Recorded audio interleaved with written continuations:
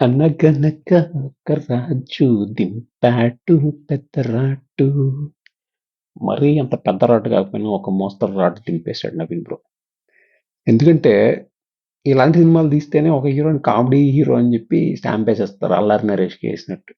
Cinema స్టార్టింగ్లో మనని ఒక అట్మాస్ఫియర్ తీసుకెళ్తారు. ఆ స్లాంగ్, ఆ కామెడీ అంతా బాగానే ఉంటుంది. టెంపుల్లో సీన్స్, మన హీరో క్యారెక్టరైజేషను, ఒక డబ్బున్న అమ్మాయిని పెళ్లి చేసుకుందాం అనుకోవడం, వెతకడం, ఆ అమ్మాయిని లవ్ చేయడానికి ఎలా ప్లాన్లు వేసాడు, అప్పుడు కామెడీ ఎలా జనరేట్ అయింది బాగానే ఉంది. బట్ ఇది రిపీట్ అవుతూ వెళ్ళేసరికి కామెడీ కొంచెం చిరాకు వస్తుంది కాసేపు అయ్యేసరికి. ఇంటర్వెల్‌కి పెద్ద హై ఏమి అనిపించదు. మామూలుగానే అనిపిస్తది. కామెడీ ఎంజాయ్ చేస్తున్నా సరే ఆల్రెడీ తెలిసిన కామెడీయే కదా అన్న ఫీలింగ్ వచ్చేస్తది. ఇంకా సెకండ్ హాఫ్‌లో కొన్ని సీక్వెన్స్‌లు పెట్టారు. ఎలక్షన్స్ అని చెప్పి ఆ టైప్‌లో పెట్టి. ఒక మహేష్ బాబు రిలేటెడ్ గ్యాగ్ ఒకటి ఉంటది. అది వర్కౌట్ అయింది.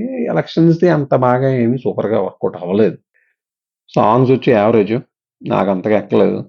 ఇంకా నవీన్ బ్రో ఫైట్‌లు, సాంగ్‌లు, డాన్స్‌లు చేయకపోతేనే బెటర్. ఎందుకంటే కంపారిటివ్‌గా మిగతా హీరోలు బెటర్ డాన్స్‌లు, బెటర్ ఫైట్‌లు ఆల్రెడీ చేస్తున్నారు. మన సెల్లింగ్ పాయింట్ ఏంటంటే different story, different comedy genre కదా! దాన్ని తీసుకొచ్చి నార్మల్ కామెడీ చేసేసుకొని అట్లా రిస్క్ తీయడం ఎందుకు? కానీ ఏ మాటకి ఆ మాట చెప్పుకోవాలి. నవీన్ పెర్ఫార్మన్స్ బావుంటది. చాలా కొంచెం మంచి సీన్‌లు కొన్ని కొన్ని సీన్‌లు నవ్వొస్తాయి. బట్ అదే ప్రాబ్లమ్ కొన్ని సీన్‌లే నవ్వొస్తాయి. మొత్తం ఓవరాల్‌గా చూసుకుంటే కొంచెం చిరాకొస్తది. మిగతా పెర్ఫార్మన్స్‌లంటే ఎవరిని పిన్ పాయింట్ చేయడానికి బాగా చేయలేదని చెప్పడానికి ఈ సినిమాలో లేదు. ఎందుకంటే సింపుల్‌గా అందరూ బానే చేశారు.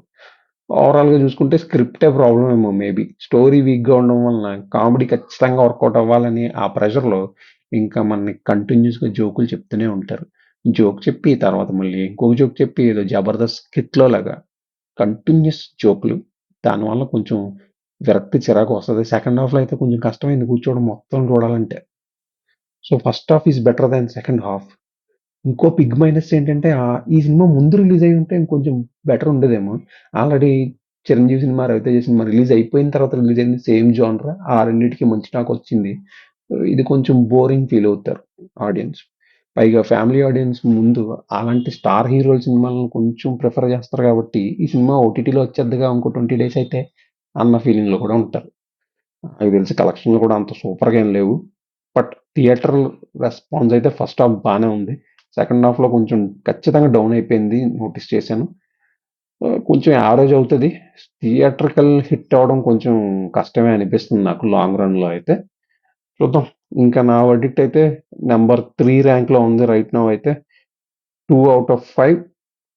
బట్ 'నవీన్ బ్రో' ఇలాంటి సినిమాలొద్దు బ్రో. మనకి 'ఏజెంట్', 'జాతిరత్నాలు' లాంటి సినిమాలు తీసిన తర్వాత ఇంత లేట్‌గా ఈ స్క్రిప్ట్ వచ్చిందంటే కొద్దిగా కష్టం గదా!